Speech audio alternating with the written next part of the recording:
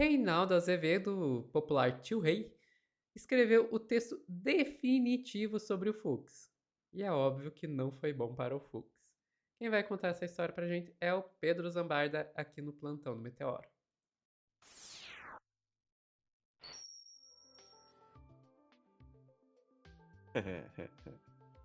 Vamos lá, o que o Tio Rei aprontou dessa vez?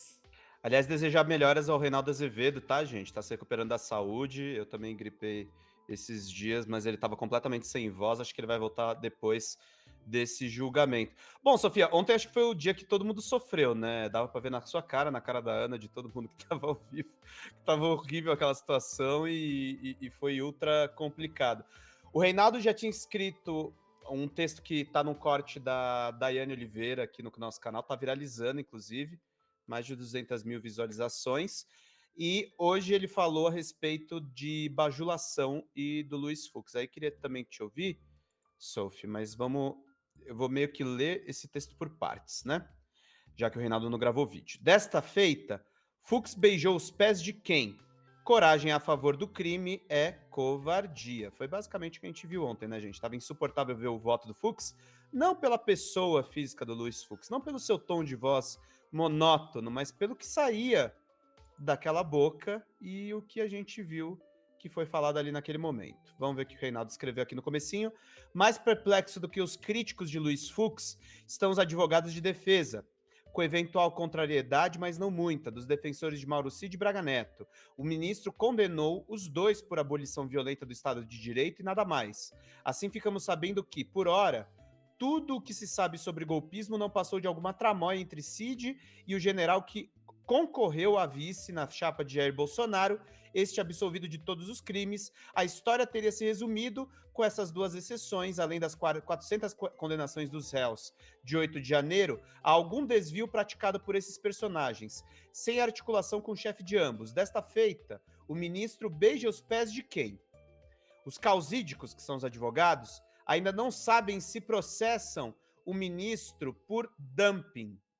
Eles lá a cobrar uma fortuna dos encrencados e o ministro do Supremo Tribunal Federal a oferecer graciosamente seus préstimos de defensor. Quer dizer, a gente paga, mas há a suspeita de que o tão nobre magistrado pensa se candidatar a uma vaga na defensoria, mas apenas de réus poderosos e endinheirados que não precisariam de um defensor público. Qual o truque do doutor? O que ele fez? Tomou os atos criminosos como um amontoado de ações isoladas, sem limites entre si. Fux age como aquele que fatia uma vaca e depois ordena que os bifes façam mu. Como não fazem, conclui cheio de razão. Viram só? Não é uma vaca. Retiradas as óbvias conexões entre ações criminosas, tudo parece apenas uma soma aleatória de declarações irresponsáveis, quando não, fez questão de frisar mero exercício da liberdade de expressão. Aqui o Reinaldo, Sofia, é muito preciso essa questão. É transformar a vaca em vários bifes. O Fux descaracterizou o crime. Ele disse: não, mas teve evento, mas não teve relação com tentativa de golpe. E é muito duro ouvir isso, gente, diante de um crime tão grave quanto é a tentativa de golpe de Estado. Porque a tentativa de golpe de Estado, uma vez executada, não tem como voltar atrás, muda o regime. Eles saem como heróis, não golpistas, e aí quem se ferra é quem estava defendendo a legalidade da eleição, que somos nós. Aí quem ia virar bife ou vaca seríamos nós. É isso que eles iam fazer. E eles iam fatiar, meus amigos, sem dó nenhuma. É esse nexo causal aqui que o Reinaldo Talvez diz. até literalmente. Até, talvez em alguns casos até literalmente. Eu vou ler mais alguns parágrafos aqui, aí o Reinaldo diz mais ou menos a duração das horas. Isso que eu achei bizarro, né? O voto durou 14 horas, né? Porque se contar os intervalos do Fux, chegou mais ou menos a isso. Foi 13 horas e meia, descontado aí os intervalos. O voto durou 14 horas, com as pausas do almoço mais longa e as pausas do xixi.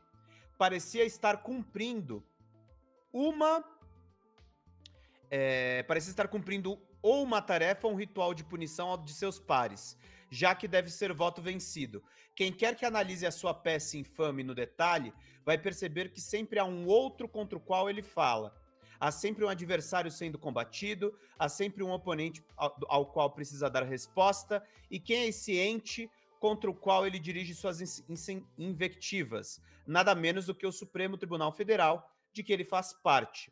Os autos demonstram, com fartura de dados, que o golpe de Estado só não aconteceu no fim das contas porque o alto comando do Exército não cedeu às articulações do presidente e de seus homens amestrados. Bolsonaro usou seu cargo, o aparelho de Estado e os membros das Forças Armadas para tentar virar a mesa. Deu com os burros na água, o que resta demonstrado pela delação de Mauro Cid e por um conjunto impressionante de provas autônomas. Além de não deixar contaminar pelas provas, entendeu que o Supremo, este sim, ameaça a democracia e o Estado de Direito, porque tendente, ora vejam, a sufocar a liberdade de expressão. A liberdade de expressão para o Fux virou uma loucura. Uma loucura. E só para encerrar esse texto do Reinaldo, é estupefaciente que esse julgamento se dê num tribunal sob cerco de um país estrangeiro, ou seja, do Trump, que acusa justamente de promover censura e de violar os direitos humanos. Fux não disse uma palavra a respeito disso e, por meio da sua retórica pastosa sobre liberdade de expressão, colaborou indiretamente para difamar a corte. Eu quero trazer esse corte do Reinaldo, Sofia, para trazer uma informação que não estava nos cortes anteriores, mas só 2 dados aqui sobre encontros recentes do Fux, tá? Tá lá no DCM uma nota. Empresário bolsonarista diz que Fux teve conversa com autoridades dos Estados Unidos antes do seu voto. Nesta quarta-feira, data em que Luiz Fux votou para absolver o ex-presidente Jair Bolsonaro de todos os crimes da trama golpista, o empresário bolsonarista Otávio Facuri disse que o magistrado se encontrou com pessoas ligadas ao Departamento de Estado dos Estados Unidos antes de assumir esse posicionamento. Revelação foi feita no X após o advogado Paulo Faria deixar um questionamento em relação aos 400 golpistas que foram condenados por Fux antes do julgamento dos réus do Núcleo 1 por tentativa de golpe de Estado que visava impedir a posse de Luiz Inácio Lula da Silva. E aí, o Facuri respondeu: esses votos foram antes de uma certa viagem que ele fez aos Estados Unidos, acredito que foi em abril ou maio desse ano de 2025, antes de ouvir o que ele ouviu lá de pessoas ligadas ao Departamento de Estado norte-americano. Não é à toa que a gente tem um ministro da Suprema Corte contra a própria corte, né, Sofia? Sim. Se essa informação for verdadeira. Sim, sim. Tem isso, também tem outra questão que já foi levantada hoje pelo Valdemar da Costa Neto, a possibilidade do Fux concorrer a senador. Uhum. Que o Fux, lembrando, ele se aposenta compulsoriamente, ele não tem a opção de não se aposentar quando completa 75 anos, que vai ser em 2028. Então ele pode estar pensando aí numa carreira política também.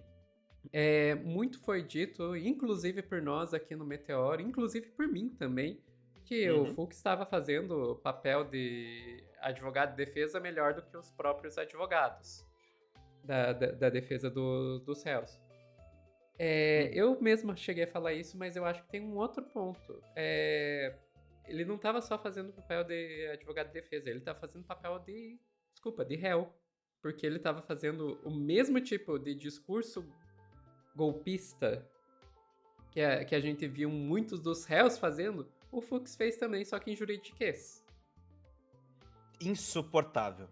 Insuportável. Assim, pega o bingo do discurso dos golpistas e vai traduzindo o voto do Fux e você vai ver que vai marcando, porque ele só pegou e colocou citações para ficar parecendo chique e numa linguagem jurídica, mas ele falou muito das mesmas coisas. Então, é um troço aí que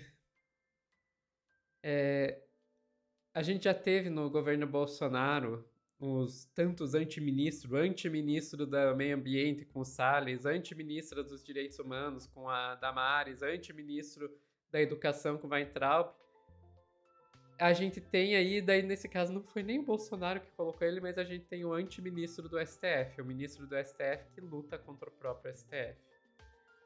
Enfim. Exatamente. É isso. Ficamos por aqui, Pedro.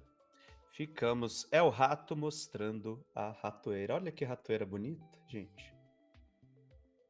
Pessoal que está assistindo ao vivo, não sai daí que já voltamos com mais notícias.